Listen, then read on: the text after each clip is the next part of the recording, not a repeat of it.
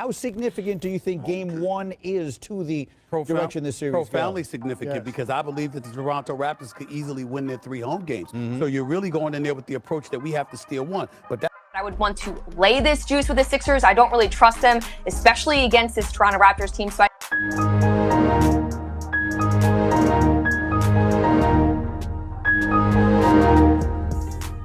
Oh, man. Well, at least I predicted it right a little bit. I said Sixers in 7. It's looking like Sixers in 4 or 5. But man, oh man, this is not what I expected. 3-0. 3-0 is crazy. Now, I'm a diehard Raptors fan, but 3-0, I can't really defend you after that, man. The Philadelphia 76ers, amazing team. The calls that they get, if you really, really like look closely, some of them are fair, but it's like, come on, like you're not really seeing them. You know what I'm saying? But man, we had no excuse to lose Game 3. We were up 17-point lead, and we blew it. And Harden fouled out. He had 19 points. Embiid didn't do well either. He had 4 turnovers in the first quarter. We were killing him in the first quarter. And then somehow he hits the game winner. Like, how do we blow a 17-point lead to a team that's not doing well without their best perimeter defender? Like, it's just wild to me to think about that.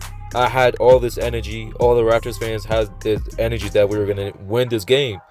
We were up 17. Of course you're going to think that, right? I was roasting the 76ers on Twitter. I was going crazy. Just to end up to lose to a horrible defensive rotation, man. That last play was horrible. I don't know how Embiid got a good look. Like, that should not happen. Embiid is the best player on the court. Why is he open? Why did he get a good look? I will not understand that. But forget all that, man. How do we even get to the overtime period? Like, why were we in the overtime? How did we struggle so much in the third and the fourth quarter, man? Siakam played bad today. Fred VanVleet, I've been saying it since a long time ago, before he became an all-star. I've been saying trade him. Like, trade Fred VanVleet. I really wanted Fred VanVleet gone for Ben Simmons. Like, I don't know if that's possible or if it was possible. If it was, I would have done it in a heartbeat. I do not like Fred VanVleet. As a person, I love that man. He's amazing. He's funny, like, etc. But as a player, he just does not fit our rotation. He's just extremely off. And I could say the same about Gary, but Gary is such a young player that I have a lot of trust in him. Like, he got potential. Fred VanVleet, it's like one game he scores 30, or like one game he scores like 20 in the first quarter, and then the rest of the game he does absolutely nothing. I've been saying it before he became an all-star. Trade him. After, even when he became an all-star and people were like, oh my god, he's good, I was still saying trade him. I do not like him on the Raptors. You know what I'm saying? I feel like we need better shooters, man. Like, there is no excuse to lose today. It was disappointing. I was mad, man. Like, Harden was out. I was happy. He only had 19. And then we let the man struggling score the game winner. And even though he was struggling, he still scored over 30. Game 1 and 2, we could have said, okay, they're getting too many free throws. You know what I'm saying? Like, they get too many free throws. That's true. They like, y'all saw that ratio, right?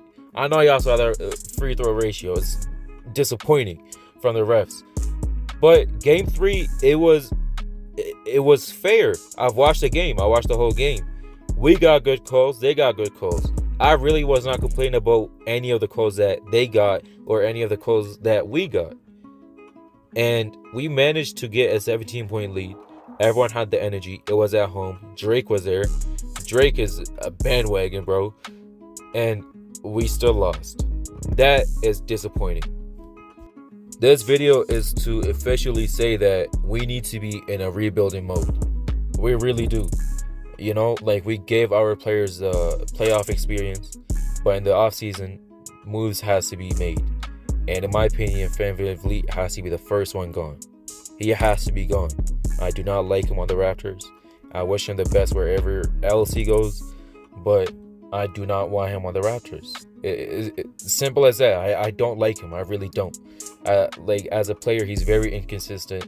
He gets good games sometimes, and then other times he doesn't. Like, it's just hurting our chances of winning and developing good players. For example, if Fred VanVleet was to go and we bring in a more of a playmaker than a scorer, imagine the points that Scottie Barnes would jump to from 15 to possibly 19. Imagine that when Siakam has a good game, Fred VanVleet won't have to ball hog. I know y'all seen that. I know y'all seen when Siakam is going off. He's going crazy. And then it's a close game in the fourth quarter, and VanVleet decides to hog the ball, even though he's not doing good, and there's someone going off with 30-plus points. And he's not giving them the ball until like the last 3 seconds. Why? Where's the IQ there? You know what I'm saying? It's really frustrating that this happens consistently, and that's why I need him gone from the Raptors.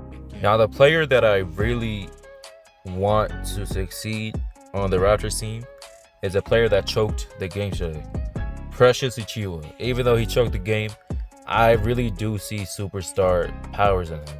I feel like, especially in the offseason, he's going to develop into a great player. I know last season with the Heat, I think he only attempted 1 to 2 threes. This season, he's averaging over 2 threes, and he's an amazing corner three-point shooter. So already with the Raptors this season, he's already progressed to be a very good three-point shooter for his position as a center. So I'm very proud of his progression so far. It's only been a season with the Raptors, and he's already progressed into a player that I extremely like already.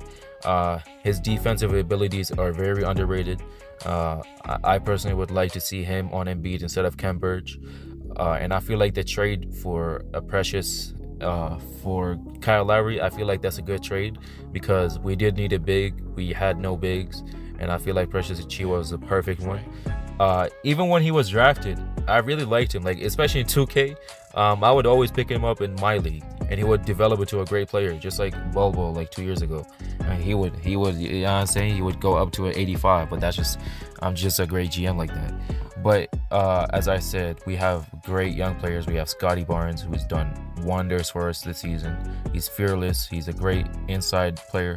I need him to shoot more threes. I need him to develop his jump shot, and I need him to develop his defensive IQ. He's not a bad defensive player, but sometimes he does lack on the defensive end. It gets very frustrating at times.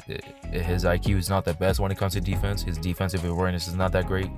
But same with Gary Trent Jr. His defensive skills are very good. But the thing that I don't like, that's just me. This is just my opinion. I really don't like players who just purely score and get steals. That's exactly what Gary does. I know he's a 3-and-D player.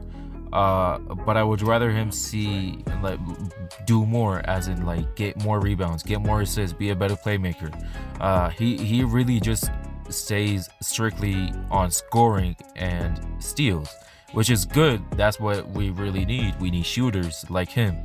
But Gary's also very inconsistent. He's very similar to Norman Powell that we traded for. It gets frustrating as a Raptors fan seeing like Gary, someone you really see a lot of potential in. He gets 30 one game, the next game he gets 0.